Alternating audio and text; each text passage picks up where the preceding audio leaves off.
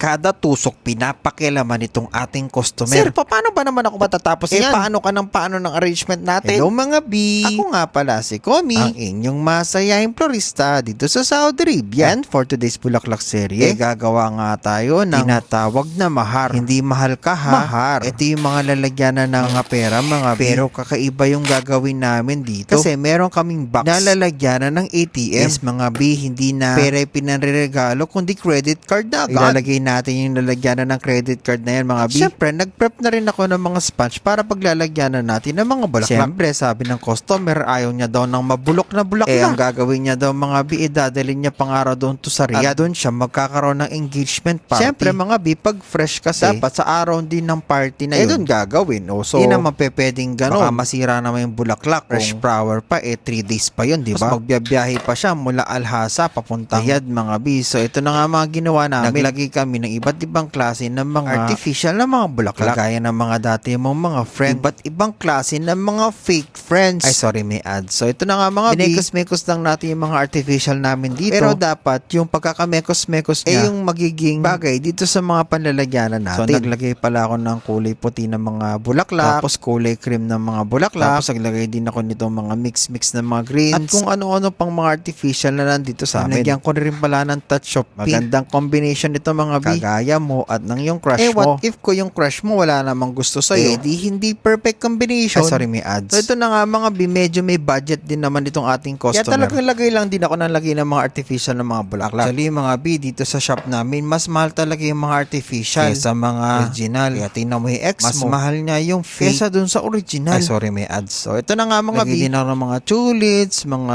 kalalili na kulay puti. Dapat alam natin yung mga placement ng mga bulaklak. Tulad ng mga tulips na yan at saka mga kalalili. Dapat mga nasa dulo lang yan. Dapat marunong kang lumugar. Kaya mo, alam mong lumugar. Inaaurahan na ng kaibigan mo tapos aaurahan mo din. Hindi pa pwedeng ganun. Dapat tumanap ka na lang ng iba. Ay, sorry, may ads sa mga B. Siyempre mga B, sprayan na natin ng foliage spray ang ating flower arrangement. Kasi mga pag artificial mga B, hindi maganda yung gagamitin natin kasi nga masisira agad. Magtatagulamin yung mga bulaklak. Kaya dapat foliage spray talaga. O, diba? Nagandahan yung ating customer. At sa sobrang ganda nung arrangement mga B.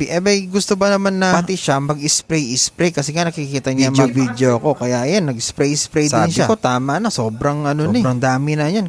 Tigilan natin yan. So, yun lamang mga B. Ready na sumibat yung ating customer papuntang Riyadh. Diba mga gandaan po ba kayo? Siyempre, pakipusuan na rin at comment down below. I-rate na rin from 1 to 10. Mag-share na rin para magkaroon kayo ng blessing sa katapusan. Because the more sharings, the more blessing. Mag-like, mag-follow at mag-subscribe para sa mas marami pang mga bulaklak serye. Natid sa inyo ng one and only na masayang florista dito sa Saudi Arabia. Siyempre mga B, walang iba kundi si Komi. So paano ba yan mga B? Sa susunod ulit ha? Kita kits and mama chup chup!